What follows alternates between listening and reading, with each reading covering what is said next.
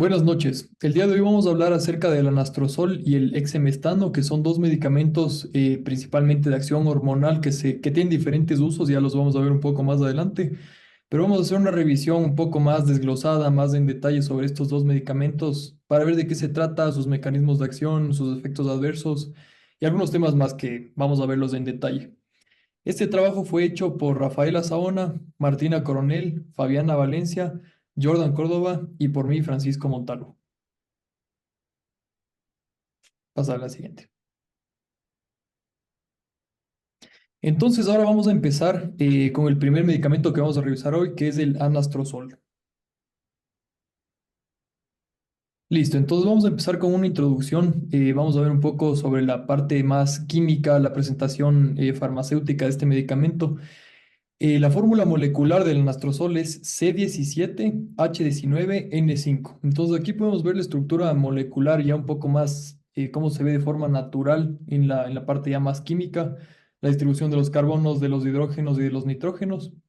Su peso molecular se ha cuantificado que es de 293,4 gramos por mol y su vida media es bastante amplia, es bastante larga, es un estimado de 50 horas, una vez que se lo ingiere y que ya está teniendo su efecto de distribución y metabolismo. La forma y composición que principalmente se le encuentra es en sólido, entonces puede estar en tabletas, como podemos ver en la foto de acá abajo, o puede estar en polvo también, pero la presentación más utilizada es en tabletas. Su porcentaje de unión a proteínas plasmáticas es de aproximadamente el 40%. Y aquí, bueno, un dato un poco sobre la historia de este fármaco fue investigado por Angela Hartley en Massachusetts como alternativa al tamoxifeno. Entonces, se estaba buscando esta alternativa, habían ciertos medicamentos que se habían encontrado aquí, pero este fármaco fue, digamos, uno de los más importantes como alternativa a este medicamento. Ahora vamos a ver un poco sobre el mecanismo de acción, un poco más lo más importante que se tiene que conocer. Entonces, dentro de estos inhibidores de la aromatasa, que tenemos un grupo grande, tenemos inhibidores esteroides y no esteroides. Entonces, esto en lo que varía, en lo que la importancia clínica de esto es si es que se unen de forma reversible, o sea, si inhiben de forma reversible o irreversible a la aromatasa. Entonces, en este caso, el anastrozol es un inhibidor no esteroide de la aromatasa, lo cual le hace un inhibidor reversible. Originalmente vamos a ver un poco de la fisiología, cómo funciona esta parte de los andrógenos, la parte hormonal de la testosterona y la androstenediona, que son las partes importantes de aquí. Estos andrógenos pueden ser convertidos en estrógenos, en estradiol y estrona. Entonces aquí vemos en la parte de acá abajo, en estas composiciones moleculares, cómo tenemos la testosterona, que está en el lado izquierdo, que pasa a ser estradiol por medio de la enzima aromatasa. Entonces, lo que nosotros queremos evitar con estos medicamentos como el anastrozol, estos inhibidores de la aromatasa, es que se bloquee esta enzima aromatasa de tal forma que el paso de testosterona, la conversión de testosterona a estradiol no se dé. Pero esto, como ya vimos, lo hace de forma reversible. Una vez que este medicamento deja de ser administrado o ya no tiene el efecto que se busca, puede volver la aromatasa y va a haber la conversión de testosterona a estradiol como estaba fisiológicamente. Y bueno, esto, lo más importante, la enzima aromatasa es la encargada de este proceso. Listo. Mi nombre es Jordan Córdoba y vamos a tratar de hablar de un poco de la biodisponibilidad, absorción, metabolismo y la excreción de este fármaco que resultó bastante interesante de investigar. Entonces, se dice que la biodisponibilidad eh, llega a tener hasta un 40% de unión a las proteínas plasmáticas, pero se cree que es un poco independiente de la concentración plasmática. En el caso de la absorción, pues la absorción del anastrozol va a alcanzar un tiempo máximo en una media de aproximadamente 2 horas. Claro, esto siempre y cuando se administre el medicamento en ayunas, ya que se ha demostrado que si se administra el medicamento con alimentos o post consumir alimentos, la absorción va a ser un poco más lenta. y se puede llegar a reducir un poco la concentración máxima que llega a tener el medicamento, pero esto no significando que vaya a afectar de una manera negativa al tratamiento. Nada de eso, sino solo va a bajar un poco la concentración, pero el objetivo que se tiene del tratamiento va a ser el mismo. La excreta de este medicamento se hace por vía hepática. Entonces, hay que considerar que ciertas patologías pueden afectar al hígado, también a la excreta de este medicamento por vía renal, como en pacientes con insuficiencia renal crónica grave, ya que se ha visto que en ciertos estudios el aclaramiento que se ve de este medicamento es reducido a casi un 50%, entonces dejando ese otro 50% dentro del organismo. Si es que se tiene estas patologías previas como insuficiencia renal crónica o alguna patología que afecte directamente el hígado como la hepatitis, hay que optar por otro medicamento, ¿no? Tratar de no involucrar esta vía.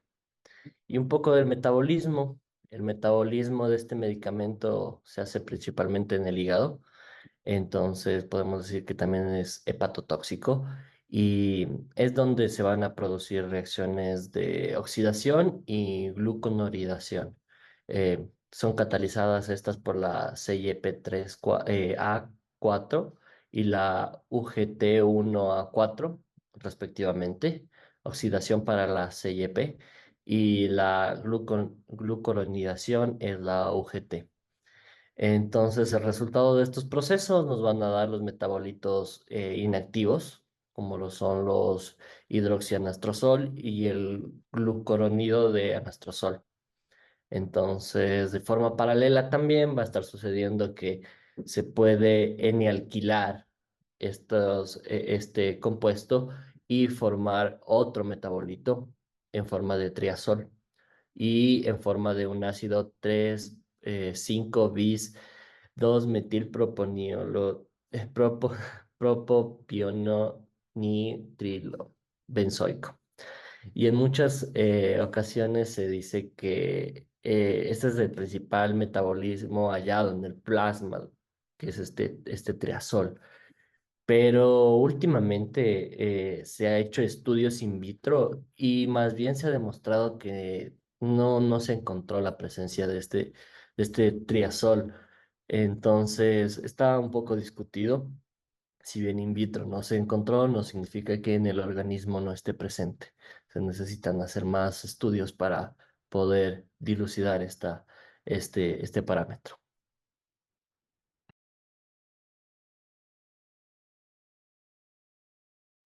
Listo. Entonces, para hablar acerca de las indicaciones, como mencionó mi compañero, el objetivo del anastrozol va a ser disminuir los niveles de estrógeno circulante, por lo que se lo utiliza para el cáncer de seno que responde a estrógeno en mujeres posmenopáusicas. Entonces, es de primera línea para el cáncer de mama localmente avanzado o metastásico con receptores hormonales que responden a estrógeno o receptores hormonales desconocidos. También se lo puede utilizar como terapia complementaria para un cáncer de mama temprano, igual con receptores hormonales positivos, igual en mujeres posmenopáusicas.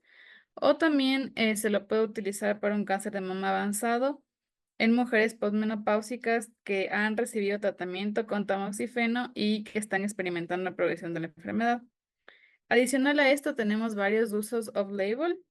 Por ejemplo, se usa para el cáncer de mama igual con receptores de hormonales positivos de alto riesgo, pero en mujeres premenopáusicas. Y en este caso se tiene que dar en combinación con supresión de la función ovárica.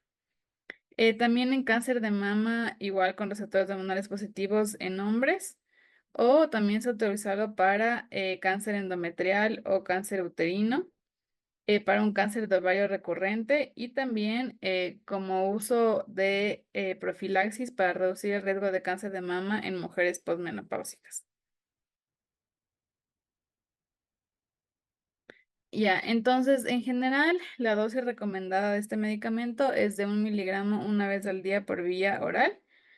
Sin embargo, dependiendo del uso, tenemos estas indicaciones que muestra la tabla aquí presente. Entonces, en general, en su uso como primera línea como cáncer avanzado es 1 miligramo una vez al día. En el cáncer de mama con receptores de estrógeno HER2 se lo tiene que dar combinado con el amebiciclib o en combinación con el ribociclib y goserelin.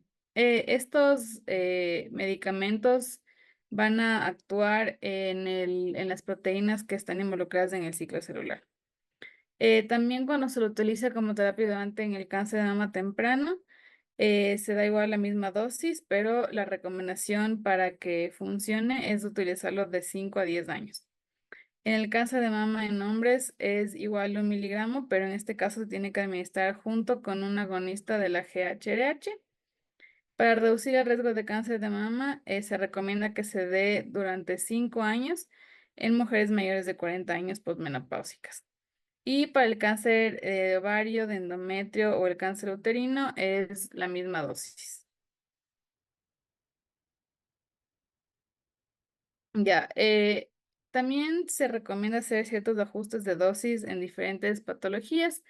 Entonces, como tal, cuando tenemos una alteración de la función renal en general, no se recomienda hacer un ajuste de dosis. En cuanto al uso de diálisis, se ha visto que es un 30% dializable.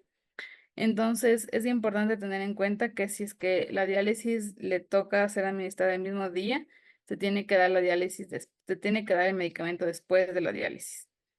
Y como tal, en la diálisis peritoneal no se conoce qué tan dializable es, pero no se recomienda ningún ajuste de dosis. Cuando tenemos una alteración de la función hepática, si es que es leve o moderada, no requerimos ajustar la dosis, pero si es que es severa, sí es recomendable no administrarlo, a pesar de que no hay estudios que indiquen esto como tal. Y para adultos mayores se da el mismo esquema.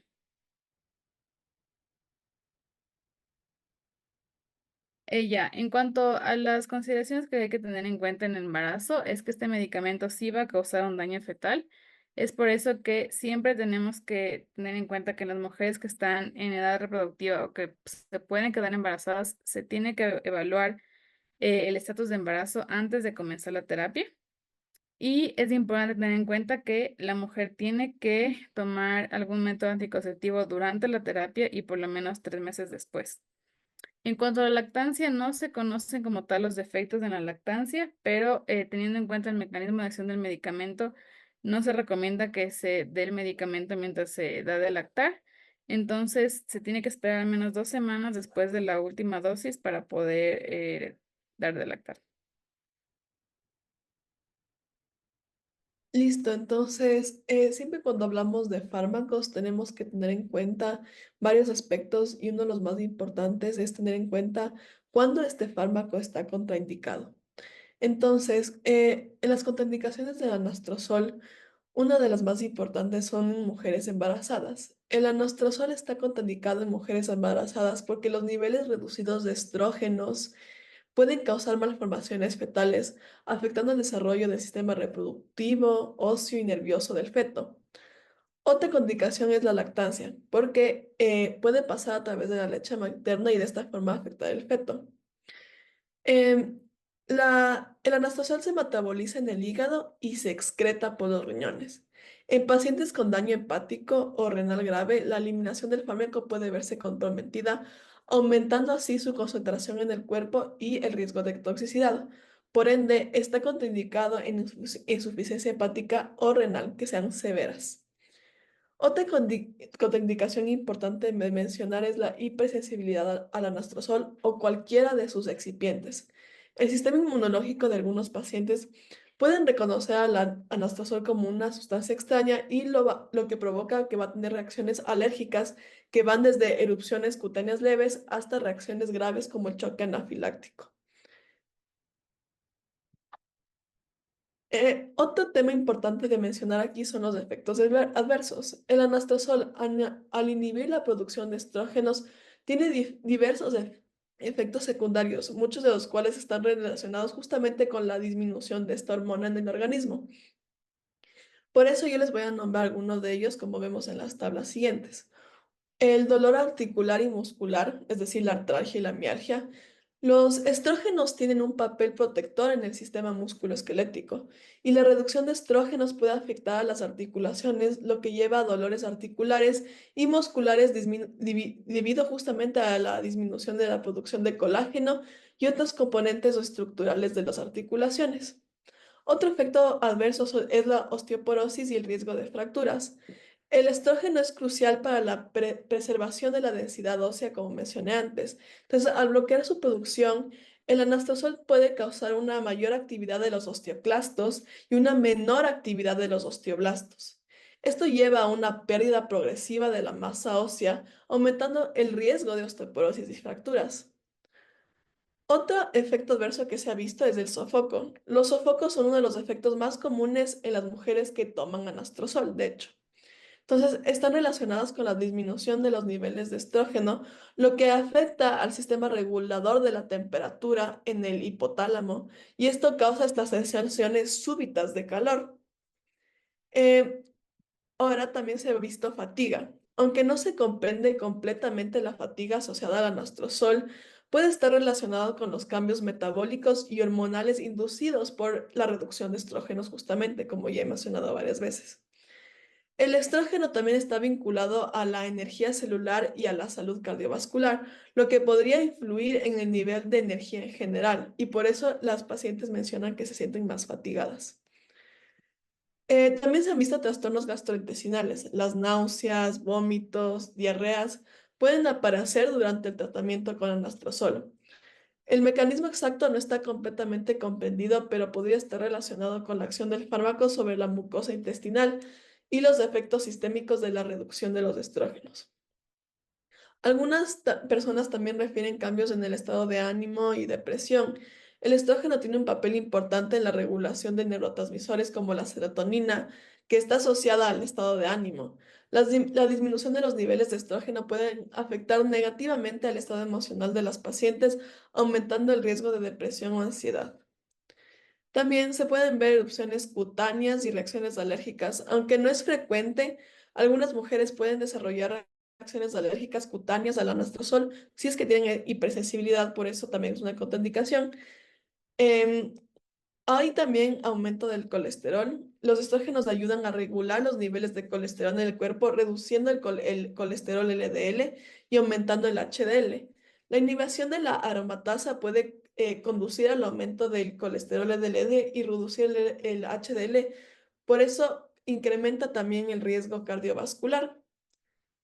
Y como ya mencioné, hay trastornos cardiovasculares. Entonces, el nivel de reducción de estrógenos también aumenta la presión arterial y los lípidos en la sangre, lo que podría predisponer a eventos cardíacos como la isquemia o la hipertensión. El estrógeno tiene también un efecto vasodilatador que es protector, por lo que su ausencia puede aumentar justamente estos problemas cardiovasculares. Ya. Y ahora, para terminar, digamos, un poco sobre el fármaco que es el anastrozol, tenemos que mencionar las interacciones farmacológicas. Y estas de aquí básicamente se van a basar dependiendo el metabolismo y la excreción que tiene este fármaco, ¿ya? Entonces, varios estudios han mencionado más de 285 interacciones con diferentes fármacos, pero en estas tablas lo que nosotros intentamos explicar es con qué tipos de fármacos van a o sea, interactuar y básicamente qué es lo que va a generar a nivel del anastrozol. Entonces, los primeros o interacciones farmacológicas que existen son el aumento del metabolismo del anastrozol. Y estos básicamente se van a ver con los inhibidores del TNF-alfa, que uno de estos ejemplos sería el adalimumab. Otro de estos va a ser con los inhibidores de la interleucina, que es el anakinra, el más conocido. Los moduladores de la coestimulación del linfocito T, que es el abatacept. De ahí los inhibidores de la PDE4. Los corticosteroides que conocemos varios de estos, pero el más conocido, digamos, puede ser la hidrocortisona.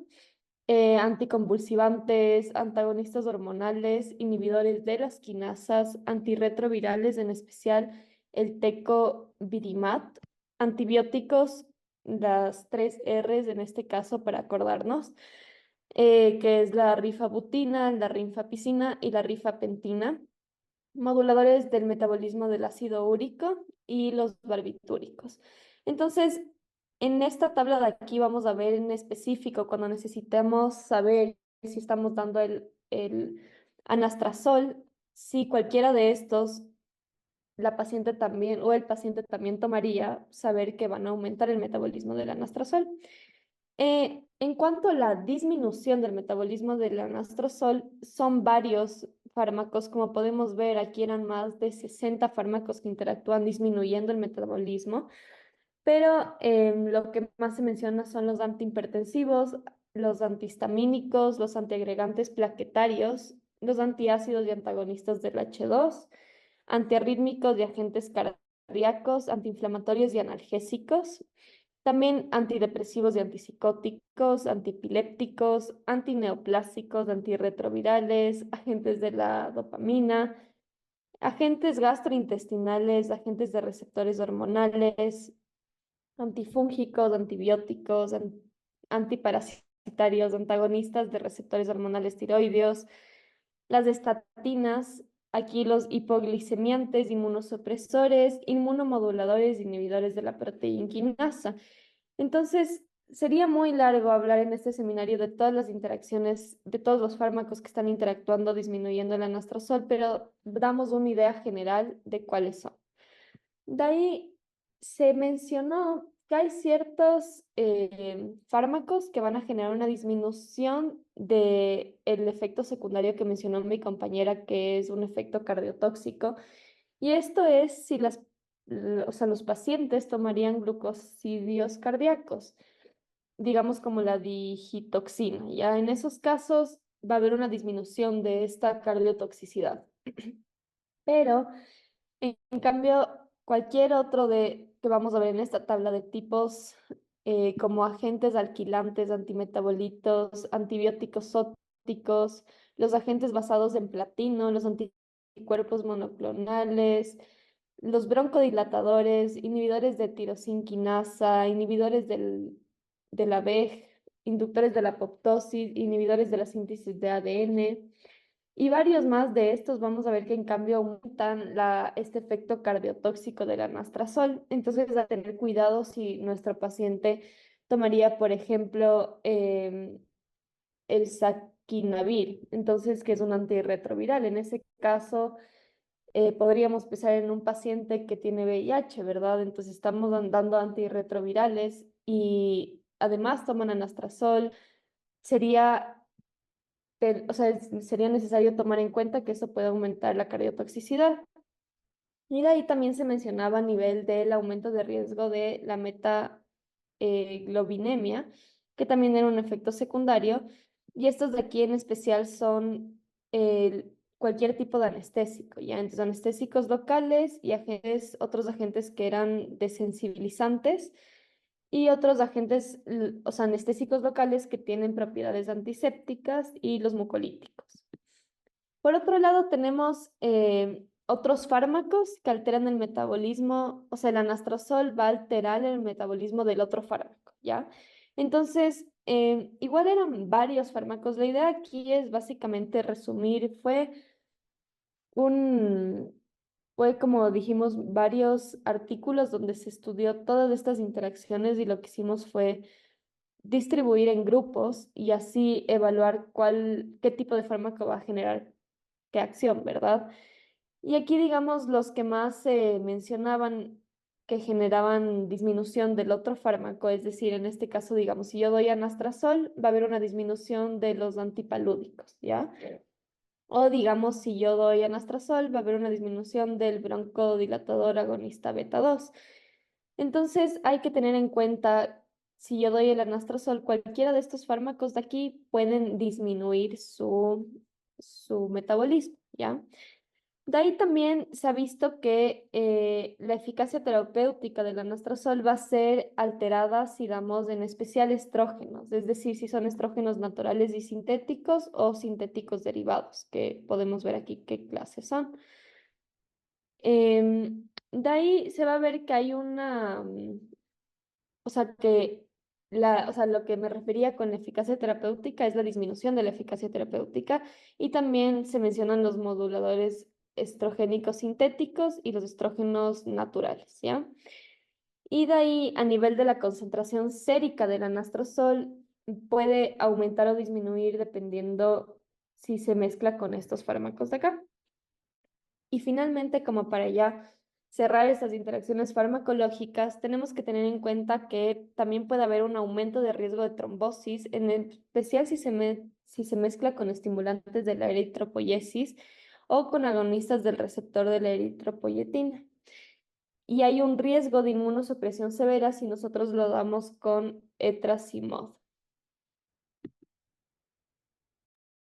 Bueno, ahora que ya vimos en detalle esta descripción del anastrozol con todos los efectos adversos, cómo funciona, interacciones, vamos a ver un medicamento que es bastante similar en el efecto que tiene, pero tiene ciertos cambios que ahora los vamos a ver. Este segundo fármaco es el exemestano. Entonces, aquí podemos ver una fórmula molecular ya un poco diferente que es un poco incluso simplificada comparada con el anastrozol. Entonces, su fórmula molecular es C20H24O2. Aquí ya vemos que no tiene la composición principal en su esqueleto de carbonos, no tiene la composición del nitrógeno, entonces aquí ya se le añade un oxígeno. Su peso molecular es de 296,4 gramos por mol y su vida media es más baja que el anastrozol, es de 27 horas. Su forma y composición son parecidas, incluso su apariencia, digamos, en macro se puede ver bastante parecida. También se puede presentar en tabletas y en un polvo blanco amarillento, siendo la tableta igual la presentación un poco más común, la que es más cómoda de administrar. Y sobre todo si es que ya se está buscando este efecto de primer paso hepático, parte del metabolismo en la farmacocinética, es ideal dar en tabletas porque es el efecto que se consigue con este metabolismo por los citocromos del hígado. El porcentaje de unión a proteínas plasmáticas es mucho más alto. Teníamos nosotros un anastrozol con un 40% de unión a proteínas plasmáticas. Vemos que ahora la unión a proteínas plasmáticas es mucho más alta, es del 90%. Y entonces esto ya nos va a dar ciertas diferencias que vamos a ver en la siguiente diapositiva.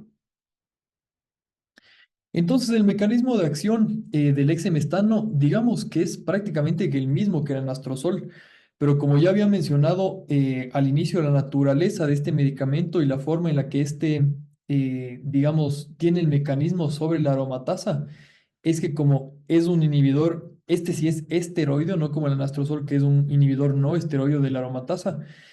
Este, al ser un inhibidor esteroideo, es un inhibidor irreversible. Entonces, una vez que se da el exemestano, ya se está uniendo a esta aromatasa, le está inhibiendo de forma irreversible y con eso ya se consigue este efecto muy similar al del anastrozol, pero ya es de forma irreversible. Entonces, otra vez, para recordar, para un poco saber nuevamente este mecanismo fisiológico del paso de la testosterona al estradiol. Voy a explicarlo otra vez, muy breve. La testosterona necesita esta enzima aromatasa para convertirse en estradiol y en diferentes tipos de estrógenos. Y obviamente el exenestano del principio, como había dicho, es el mismo que el anastrozol, bloqueando a la aromatasa le va a inhibir, pero lo más importante que hay que llevarse es que el exemestano tiene una inhibición irreversible de la aromatasa. Es la única diferencia, digamos, de mecanismo de acción que nos podemos encontrar.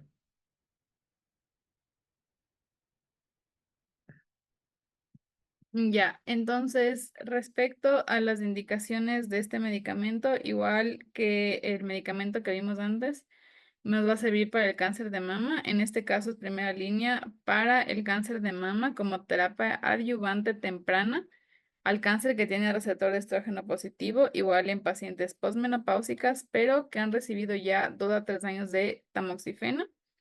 La idea de esto es que se tiene que completar en total 5 años de terapia hormonal adyuvante.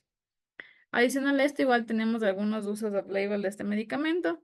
Entonces, el primero va a ser la terapia endocrina adyuvante, que se va a dar igual en combinación con supresión de la función ovárica para el cáncer de mama de alto riesgo. Igual tiene que ser con receptores hormonales positivos en pacientes posmenopáusicas. También se puede utilizar para cáncer de mama temprano como uso off-label, igual en pacientes posmenopáusicas.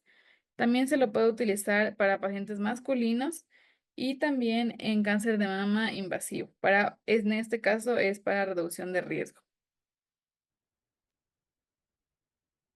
Listo, ahora vamos a hablar un poco de nuevo de la biodisponibilidad de este fármaco en específico. Si bien anteriormente Francisco nos había dicho que la unión a las proteínas plasmáticas es de un 90%, la biodisponibilidad baja un poco y llega a ser hasta de un 42% en fuentes más certeras, aunque otras fuentes mencionan hasta un 60%. Va a depender mucho del estudio y de cada organismo. Pero se aproxima que es de un 42% en una media. La absorción se va a hacer en el tracto gastrointestinal y se menciona que va a alcanzar una concentración máxima a las 1,2 a 2,9 horas desde el ingreso del medicamento en el organismo. En la cuestión de la excreta, se ha visto que de igual manera que la biodisponibilidad, la excreta también es de un 42% y se va a hacer en heces y en orina. Entonces es bien interesante el cómo coincide o va a coincidir la biodisponibilidad con la excreta. Y también hay que destacar que aproximadamente el 1% del medicamento se va a excretar por heces y por orina sin ningún cambio, sin hacer metabolismo o sin conseguir algún cambio estructural, se excreta exactamente igual. Y en el caso del metabolismo, este medicamento se va a metabolizar principalmente en el hígado y también va a usar como ayuda para hacer este metabolismo a la CYP3A4, eh, y nos va a dar metabolismos inactivos, ¿no? Y otros que van a inhibir a la aromatasa, como son el 17 hidroxemestano, que puede ser, llegar a ser hasta un poco androgénico en algún punto. Entonces es bastante importante tener esta consideración por los efectos secundarios que puede llegar a tener, ¿no? La concentración de este 17 hidroxidemestano puede llegar a tener bastantes complicaciones o bastantes cambios androgénicos en pacientes masculinos.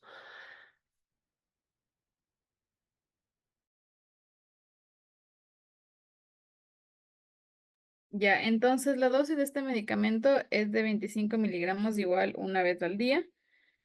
Como tal, el ajuste de dosis no se ha visto que es necesario para cuando tenemos alteración de la función hepática ni renal. Sin embargo, no se ha estudiado su uso crónico en pacientes que tengan alteraciones severas igual de la función hepática y renal. Por lo tanto, tampoco se recomienda su utilización si es que la función hepática renal está muy alterada. Y en los adultos mayores se tiene que usar el mismo esquema que se da para los adultos. Ya, en cuanto al embarazo, sabemos que este también causa daño fetal al igual que el medicamento anterior. Entonces también se tiene que hacer un análisis del estatus de embarazo en los pacientes que están en edad reproductiva. Entonces, en este caso, se recomienda hacer una prueba de embarazo 7 días antes de iniciar con el tratamiento y se tiene que dar anticonceptivos durante el tratamiento y hasta un mes después de terminar la terapia. Igual, en la lactancia no se conocen como tal sus defectos, pero igual, debido a su mecanismo de acción, no se recomienda dar lactato durante la terapia y la indicación es esperar al menos un mes después de la última dosis para poder comenzar con la lactancia. Ya. Abordando el tema de las contraindicaciones, podemos observar que este fármaco está contraindicado en el embarazo. El exemestano en mujeres embarazadas está contraindicado porque los niveles de estrógeno pueden interferir en el desarrollo fetal, particularmente en el sistema reproductivo y óseo del bebé, como en el anterior medicamento mencionado. Otra contraindicación es la lactancia. Esto es porque se puede pasar al bebé a través de la leche materna y afectar a su desarrollo hormonal. También está contraindicado cuando existe hipersensibilidad. Al igual que el anterior fármaco, el sistema inmune puede reaccionar de manera excesiva, causando erupciones cutáneas, hinchazón y en casos graves también puede haber anafilaxia. Otra contraindicación son las mujeres premenopáusicas. Los ovarios en esta etapa de la vida siguen produciendo grandes cantidades de estrógenos, lo que significa que la inhibición de la aromatasa por el exemestano no tiene el mismo efecto reductor de estrógeno. Además, la reducción de los niveles de estrógeno pueden inducir síntomas graves como sofocos y pérdida ósea que en estas mujeres no tienen que haber todavía. Siguiente. Ahora, abordando el tema de los efectos adversos, como podemos ver, es una tabla extensa, pero iremos explicando cada uno de ellos. Entre estos efectos adversos están las artralgias y las mialgias. Como ya mencioné anteriormente, los estrógenos desempeñan un papel importante en la salud de los huesos y las articulaciones. Entonces, al haber una disminución de los estrógenos debido al exemestano, puede afectar la calidad del cartílago y la sinovia articular, lo que genera dolor y rigidez en las articulaciones. Otro síntoma, otro efecto adverso que se ha visto son los sofocos. Entonces, como ya mencioné, la disminución de los niveles de estrógeno afecta al centro regulador de la temperatura en el hipotálamo y esto provoca los episodios de calor repentino típicos de la menopausia y también justamente de estos inhibidores de la aromatasa. Podemos también observar osteoporosis y fracturas. Los estrógenos mantienen la densidad ósea y promueven la actividad de osteoblastos, disminuyen osteoclastos. Entonces, al reducirse los niveles de estrógenos, se puede restaurar en una pérdida de masa ósea progresiva y hay mayor riesgo de fracturas. Pues se puede observar fatiga. eh, los mecanismos se dice que es por el impacto general de la reducción de estrógenos en el metabolismo, el estado anímico y la salud musculoesquelética. Se observan trastornos gastrointestinales, aunque no se comprende claramente el mecanismo exacto de cómo se provocan los efectos gastrointestinales. Se cree que justamente la inhibición de la aromatasa puede afectar a la motilidad intestinal y la regulación hormonal del sistema digestivo. Entonces, esto va a producir síntomas como náuseas, vómitos y diarreas. Como observamos, los efectos adversos son muy similares al del anastrozol.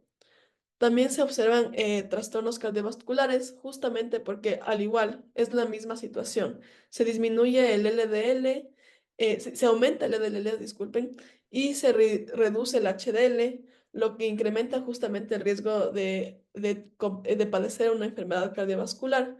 Entonces, los estrógenos tienen un efecto protector sobre los vasos sanguíneos, por lo que su disminución puede predisponer a la hipertensión y otros problemas vasculares. También se ha visto depresión y cambios de humor, erupciones cutáneas y reacciones alérgicas por la misma situación. Ya, y ahora en cuanto a las interacciones farmacológicas del exemestano, básicamente tenemos unos cuadros bastante parecidos que realizamos que van a demostrar cuando se aumenta el metabolismo de este fármaco y cuando se disminuye. Acá podemos ver que las interacciones farmacológicas son menores, entonces a nivel de aumento van a ser en especial cuando se da antiandrogénicos, antiepilépticos, barbitúricos, inhibidores de la tirosinquinasa, inmunoterapia, antineoplásicos, inductores enzimáticos, moduladores de la CFTRL, hormonas y antirretrovirales. En especial, algo que tenemos que tener en cuenta aquí es la planta eh, de Steve Jones, que es como algo que usualmente no es un fármaco, pero la gente puede tomarse y hay que tener en cuenta que puede aumentar el metabolismo. Y en cuanto a la disminución del metabolismo, aquí van a entrar más que nada los antiarrítmicos. Antirretrovirales son casi todos. Los antimicóticos a nivel de los inhibidores del ergostol son bastantes igual.